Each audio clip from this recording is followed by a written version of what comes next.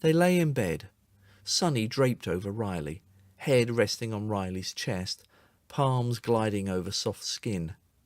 Riley's breaths were easy, twisting strands of Sonnie's hair between his fingers, his warm body strong and warm and real beneath Sonnie's. He still couldn't believe Riley was in his bed. He'd imagined that scenario many a time, but didn't dare believe it would actually happen. Riley's hand came up to caress Sonnie's shoulder, exposing the gruesome scar on his wrist. Sonnie had first seen the scars when Riley had broken down a few weeks ago, but had decided against mentioning it. Riley had been too fragile to discuss his suicide attempt, and Sonnie had decided to give him space. If Riley knew Sonnie had seen them, he didn't let on. A powerful wave of fear seized Sonnie's heart at the thought of Riley even thinking of taking his own life again. Sonnie wasn't so naive to think that Riley was cured of his grief just because he'd fallen into Sonnie's bed.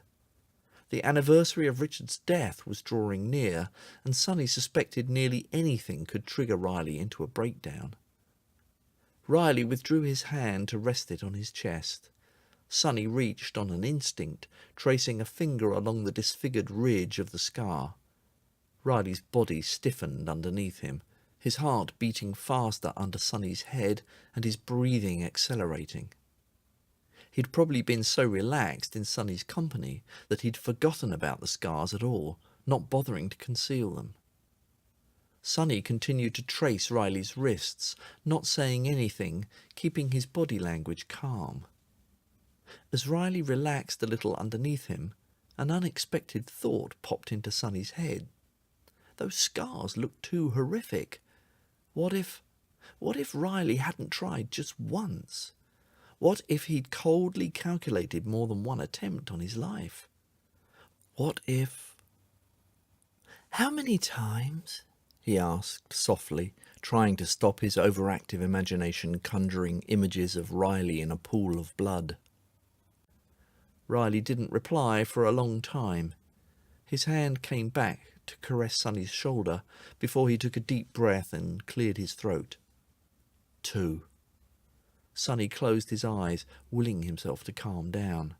He wanted to scream and hit and kick until all the rage inside him leaked out, but he remained still, focused on his breathing, and counted to 20. His eyes filled with tears he hated. He hated feeling this impotent, this helpless to do anything about Riley's pain. "Promise me you'll never do it again," was what he finally managed to say. Riley didn't. He kept holding Sonnie, but no words came out of his mouth. Lifting his head off Riley's chest, Sonnie looked into his blue eyes. They were shining with unshed tears, gleaming like drops of rain in the soft light. "Promise me." "I can't." Sonnie sighed heavily, but didn't push it. He rested his head on Riley's chest again, wanting to conceal the shining disappointment in his eyes. But he also needed to hear Riley's heart beating, that beautiful rhythmic sound he'd never get enough of. Riley tightened his arms around Sonnie, kissing the top of his head. "I'm sorry," Riley whispered, his voice hoarse as if he was speaking around a lump in his throat. Sonnie nodded once to acknowledge Riley's words, but wouldn't turn to look into his eyes, too embarrassed by the tear that rolled down his cheek.